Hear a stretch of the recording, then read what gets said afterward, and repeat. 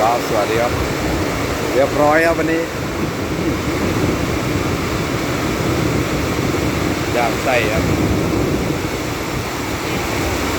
โอ้ฝนตกครับพี่น้องอ้าวอ้าว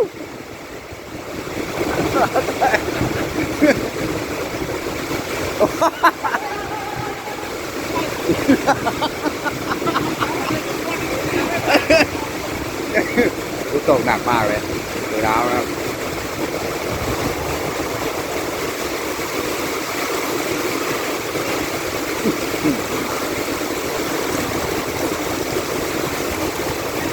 ดำมิดเลย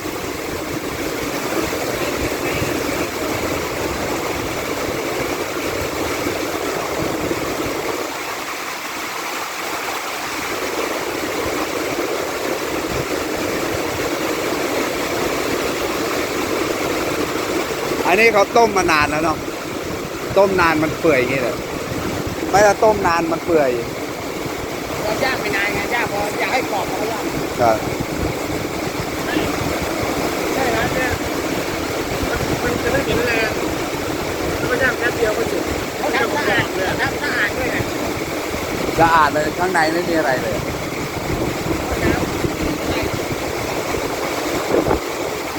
โอ้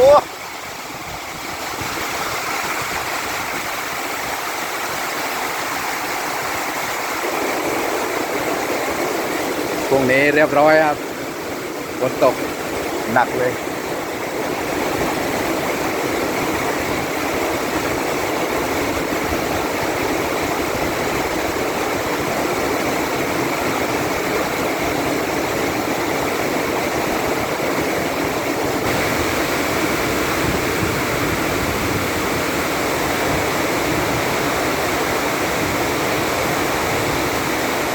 โอ้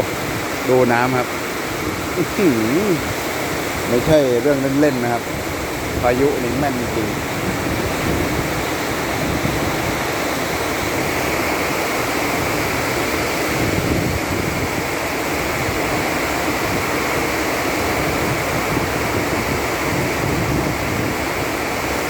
ร่างใส่ครับนี่พี่น้อง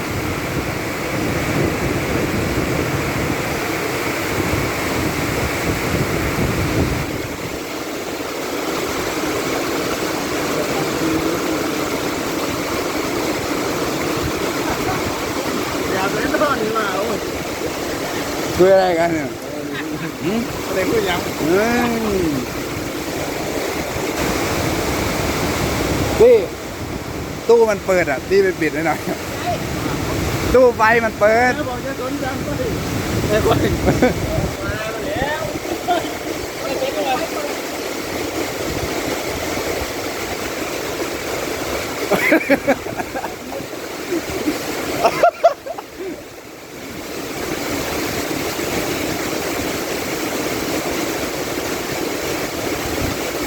ตกหนักมากครับพี่น้อง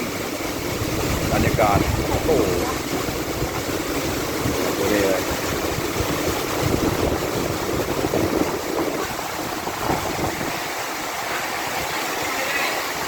กลัวกัน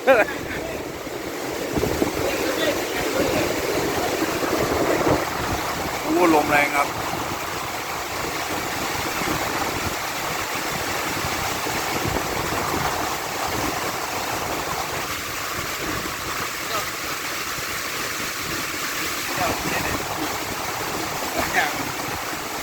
เดี๋ยวมา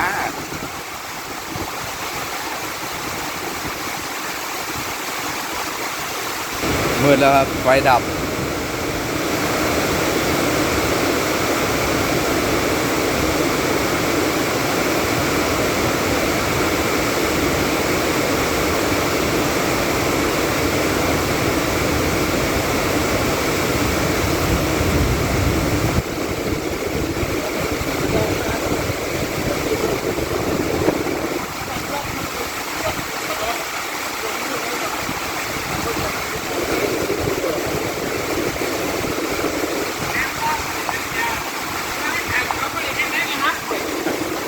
ท่วมมันเลยท่วมเลยนะ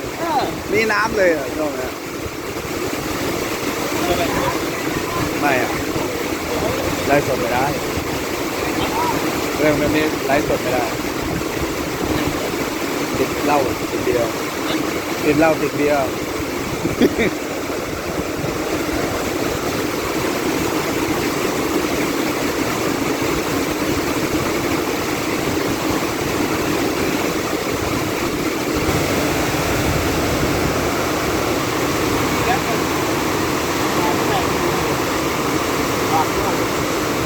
อู้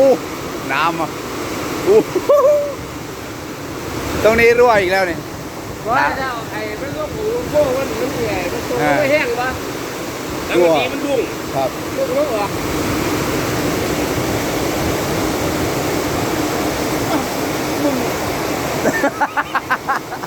จะละอะไรเนี่ยดูอะไรงู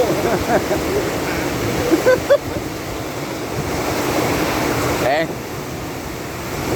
โอ้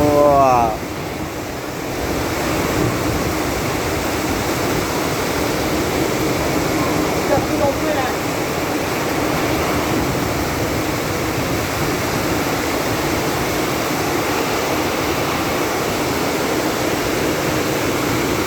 ย้ายที่แล้วครับเจมโม่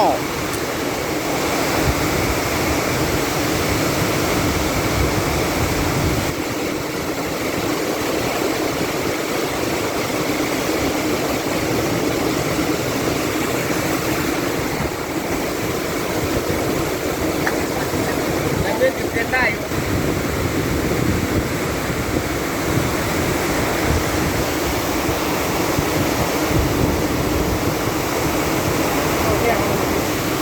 ฮะ เอาแก้มาเลย หัว น้ำพริกแม่ต้องสีด้านเลยนะ สาดเลยเนี่ยคนสาดเลยอ่ะอุ้ยหนักขนาดเลยตกไป